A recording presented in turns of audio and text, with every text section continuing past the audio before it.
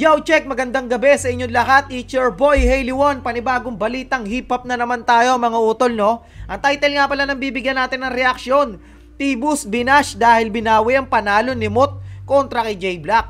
At Sak Maestro, nagpakita na. So, ayun, ang video nga pala na to ay nanggaling sa kapatid natin na si Local Rapper PH. Pakisubscribe na lang, mga utol, no? Sa kanya tayo humahango ng mga ibabalitang hip-hop natin, no? At saka sa mga hindi pa nakakapag-subscribe sa aking YouTube channel, mag-subscribe na kayo at pakihit na rin yung notification bell para updated kayo sa mga bago kong ilalabas na video. At meron kami mga paparating na mga bagong obra, no, mga utol, naway magustuhan nyo paglabas namin nito. Sa February 14, may ilalabas kami, ang title ay Obs Sex Live. So ayun, no, bago nga pala natin to simulan, sa mga gustong umiscore ng cup natin dyan, yan, hindi na babaero, direktang mensahe lang kayo sa akin social media account, yan, sulit na sulit yan, men, hindi na babaero, no. So ayun, wag na nga natin to patagalin, no, simulan na kagad natin to pagkatapos ng intro.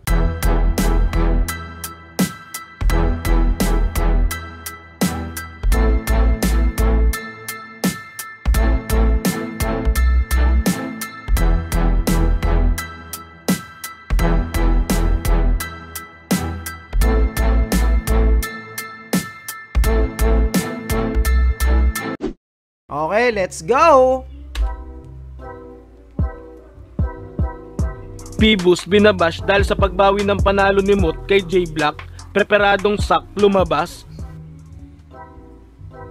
Tila kaabang-abang nga ang naging laban ni Sak Maestro at Zaki sa matiramayaman ng PSP. Ayon nga sa mga nakapanood dito ay tinalo ni Sak Maestro si Zaki. Sa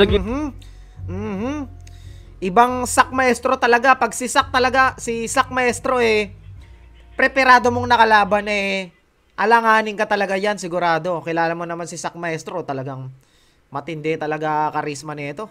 Laban daw ay may kita ang preparadong Sak na tila all 3 rounds daw ay naka-A-game. Ay, andong ko ba yan?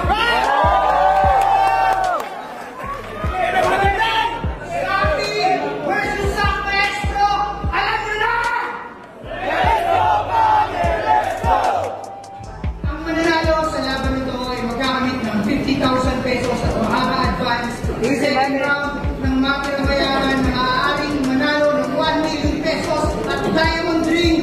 Ang boto ng mga taga-hatol, 5-0! Panalo si Sak!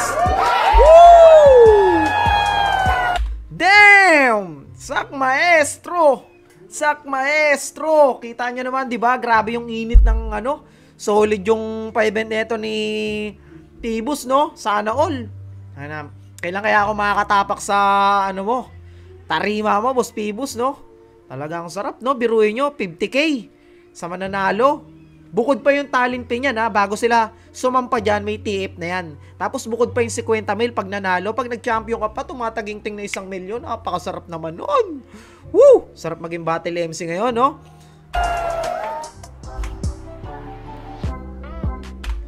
Tayo na, naka-A-game daw si Sak Maestro, ha? Napakita na niya sa Cebu at Davao. Sana next time sa Metro Manila naman. Yeah! Tayo na tong PSP Cebu, hindi pa tapos. May 3 laban pa, pero solve na solve. Bawat laban, apoy, hindi lang basta comeback ni Sak.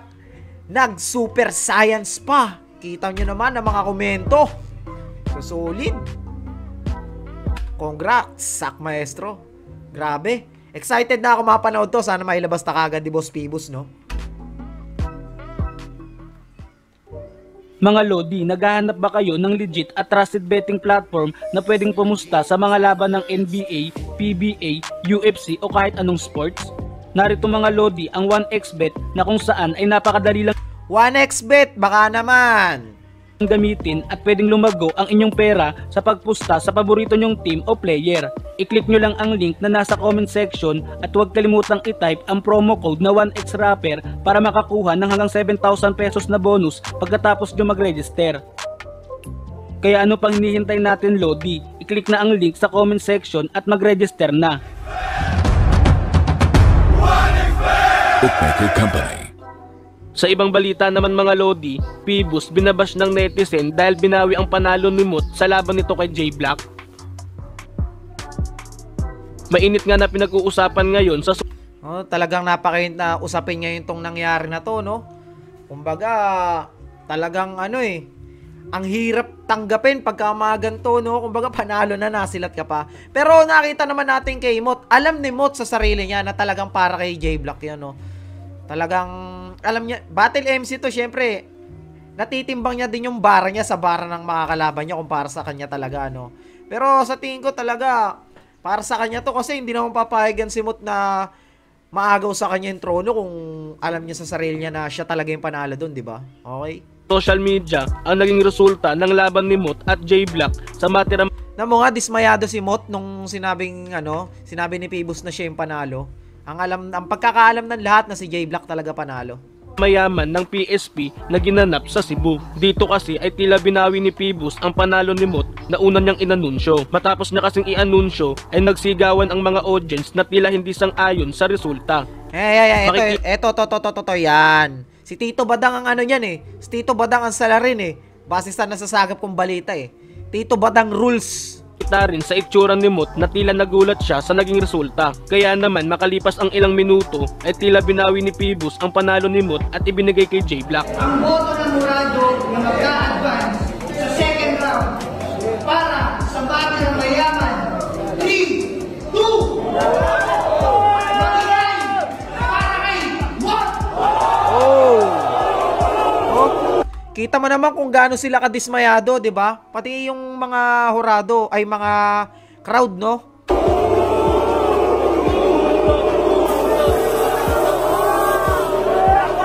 Siguro last talaga ng pinakita ni J-Block no, kaya talagang kumpiyansa sila na si J-Block talaga nanalo, no. Sana mailabas mo na, Boss Pibus, para mabawi mo yung sinabi mo sa mga tao, no.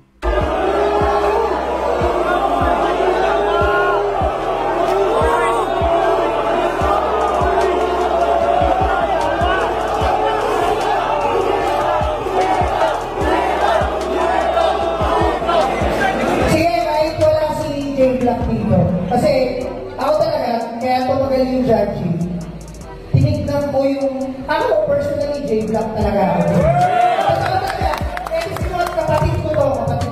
Pero first time ever, nababaguhin ko personally, ako na lang yung mag-judge na ang nanalo si J-Block. Ako lang yung mag-judge kasi marunong. Saka kung tutuusin, no, mga utol, ang hirap yung controversial na ganito. Ang hirap sa tinanghal na panalo kung hindi mo deserve, 'di ba? Kung panalo ko nga sa pagdating sa mga orado, pero pagdating sa mga manonood alam nila na nagkalutuan, no. So 'yun, talagang alam din talaga ni Mot, talagang okay din naman siguro. Malalaman na lang natin 'to pag nilabas na yung video ng laban nila, no. Ako talaga manood ng battle Ako yung mga nakulagurado So, ang boto, papapuin ko ang panalo si J-Block!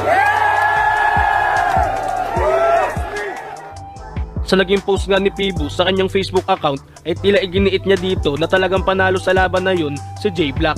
Sa comment section nga na nasabing post ay tila marami ang hindi sumasang-ayon sa ginawa ni Pibus at tila binabash ang kanyang naging desisyon. Siguro sa mga hindi talaga makakaintindi ng ganung sitwasyon, mababash talaga Kumbaga, may sarili-sarili tayong mga opinion no. Hindi rin natin pwedeng sisihin kasi yun na yung sinabi, yun na yung naging judging. Parang nangyari lang mga utol, no. Yung sa laban sa ano ba tawag dito, sa Little Miss Universe, no, yung kay ano ba yun? Basta yun, yung sa 'di ba? First runner-up lang yung Pilipinas. Tapos, biglang binago na yung Philippines pala yung champion, no? So, yun, kwento ko lang.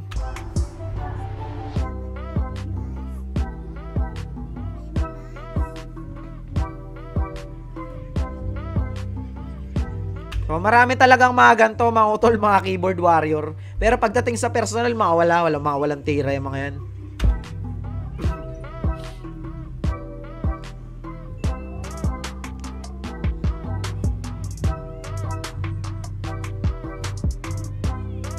Kay mga Lodi, anong masasabi nyo sa ginawa ni Pibus na pagbawi ng panalo ni Mot kay J-Block at sa pagkapanalo ni Sak Maestro? Comment down below lang mga Lodi, atin niyang pag-uusapan. So ayun mga utol, no? Ano sa palagay nyo? Kung kayo ang tatanungin, tama ba yung ginawa ni Boss Pibus sa nangyari na yon, no? At ano rin masasabi nyo kay Sak Maestro? Sa ngayon, wala pa akong masasabi kasi hindi ko pa napapanood yung video, no? Pero pag preparadong Sak Maestro talaga yung lumaban, 100% na talagang malakas yan. So ayun, comment nyo lang dyan sa comment section mga utol ko, no, magiging komento nyo sa video na to, no? At sa mga hindi pa nakakapag-subscribe, subscribe na kayo sa akin YouTube channel, no? Para updated ka naman sa mga bago nating ilalabas na video, no? So ayun, dito na nga lang natin to tatapusin. It's your boy, Haley One. Peace out.